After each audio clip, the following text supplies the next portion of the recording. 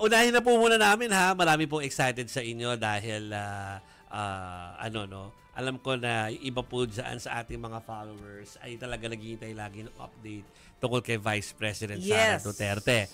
Unahin na po natin yan dahil I was informed na parang nakakuha na naman ng maraming balita itong si Bril Montalvo. Sa Davao! Correct. Okay. So, I think sa akin itong pinaka-tumatak doon ay yung handa na siya. Ay, diba? Yun nga ang tinititigan ko ngayon. Kasi sabi niya pala, ready na siyang maging presidente. Kasi nung kailan yun, kahapon or the other day, parang no comment siya, di ba? Yeah. Ngayon, hindi ko alam kung paano napapilit ni Bril na masagot yung tanong na yan. Diba? Tama si Chiki. The other day, ayaw kong pag-usapan dahil makakagulo or something ang pagkasabi niya. Yes. Diba? Pero ngayon, paano nga ba sinabi? Sige nga, tingnan natin kung paano sinabi ito ng Vice Presidente. There is no question about my readiness. Pinesenta ko sa inyo yon, ang sarili ko at alam ko na first in line ako sa succession. Wala nang tanong doon kung ano ang gagawin ko. Yun ang mandate sa akin ng Constitution. At alam ko yun nung ako ay tumakbo. At binoto ninyo ako as Vice President knowing that I am the first in line. Alam mo, very telling tong statement na to considering na alam naman natin na every week may mga nangyayaring kilos protesta. Meron pa tayong inaasahan this coming weekend. Pero yun naman pong kilos protesta ay for transparency and accountability.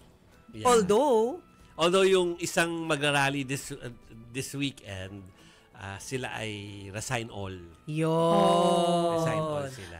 At di ba nakausap natin sometime last week ang ating mojo na si Fatima Baduria at tinanong natin siya, ano bang panawagan dyan? Sabi niya, wala naman ako masyadong nakikita na transparency, na panawagan or about sa corruption, pero ang panawagan ay mag-resign daw ang Pangulo. Tapos ang magkakaroon ng transition committee o military junta na gusto ba nating matulad sa Myanmar? Hindi masaya yun. Hindi masaya yun. At saka, yun nga, may constitution tayo, no? Although, gets natin ang ilang mga kababayan natin kung ayaw nila ayaw nila yung ipapalit. Pero, choice sila yun eh. Baka kasi hindi naman nila binoto before. Yeah. Yung posibleng... Baka hindi tandem voting. Parang ganon dati. Pero kasi yung sinasabi ni Vice President Sara Duterte na ready siya na mag-assume ng presidency. Sa aking palagay naman, the fact that you ran for Vice President at nanalo ka bilang Vice Presidente, dapat naman talaga na lagi kang handa na mag-assume ng posisyon ng pagkapangulo kasi that's exactly your job. Yes. Diba? Kasi kung spare hindi ka... ikaw talaga yung sinasabi nilang spare tire dahil pag may nangyari sa presidente, ikaw naman talaga base sa konstitusyon yung kapalit. Kung hindi ka talaga handang mag-assume ng presidency, hindi ka dapat maging vice-presidente. Kaya yung sabi niya, diba, walang question dun kung sa ready siya. Yes. Okay. Siyempre gusto lang natin linawin na kasi lagi kasi ang context kapag mag-a-assume ng office ang isang vice-presidente dahil sa papatalsikin yung presidente. Marami pa kasi pwede mangyaring iba. Like biglang nangyari na to before sa ibang mga bansa at saka dito sa atin. Yung mga nagkasakit, kaya pinalitan. Yung pong mga hindi maganda yung nangyari sa eroplano, kaya napalitan. Yes, diba? yes. So mga ganyan po, historically, hindi lang po dahil... Nangyari sa atin. So, historically, hindi lang po dahil gustong patalsikin yung presidente. Yes. Kundi dahil dapat handa ang isang bise kahit anong mangyari. Kapag hindi maganda yung nangyari doon sa nakaupo. Parang ibig natin sabihin, hindi first in line eh. Next in line. Next in line. Ang sabi niya, first in line sa succession daw. So, siya naman talagang nasa una sa line nga naman. Totoo doon sa naman succession. yun. Uy, pero kahit na yung naging sagutan ni President Bongbong Marcos at ng kapatid niya na si Senadora Amy Marcos, hindi rin talaga ito pinalagpas ni VP Sara, ha? Kasi hiningan siya ng komento kasi kung matatandaan natin, nagsalita si Senator Amy doon sa rally ng Iglesia ni Cristo accusing o sinasabi na si PBBM ay gumagamit ng illegal drugs kasama yung iba pang members ng kanilang family. Tapos, dito pong press briefing ni PBBM kahapon lamang, may pasaring etong si PBBM sa kanyang manang na sinasabi na hindi yan, she's not my sister. I hope she gets better. Diba? Hiningan ng komento si VP Sara tungkol dyan. Ito po ang sagot ni VP Sara. Sa tingin ko it fits the profile of a drug addict na ginagaslight yung mga mahal nila sa buhay. Na kapag sinasabi nung mahal nila sa buhay, may problema ka, sasabihin nila na wala akong problema, ikaw yung problema. It's a very characteristic response of a drug addict. Ginagaslight nila yung mga nagmamalasakit sa kanila. Marami ako nabasang komento after nilang marinig yung sinabi ng Vice Presidente na yan. Again, lagi bumabalik to Mase Anchiki. Doon sa katanungan na, kasi bakit yung pinush yun nung panahon ng 2022 before magkampanya?